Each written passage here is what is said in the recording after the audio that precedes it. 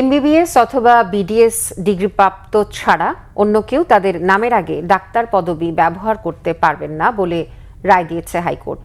রায়কে স্বাগত জানিয়েছেন ডিগ্রিধারী চিকিৎসকরা। অন্যদিকে বাংলাদেশ ডিপ্লোমা মেডিকেল অ্যাসোসিয়েশন এ রায়ে অসন্তোষ প্রকাশ করেছে।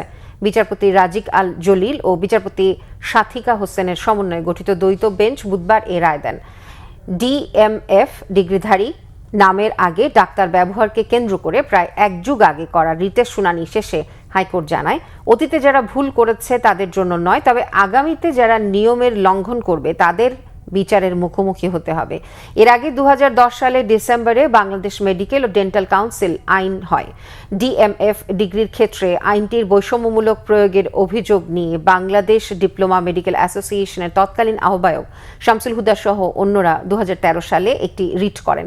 ওই আইনের 29 ধারায় বৈধতা নিয়ে বাংলাদেশ ডিপ্লোমা মেডিকেল অ্যাসোসিয়েশনের সভাপতি ও সেক্রেটারি গত বছর আরেকটি রিট করেন।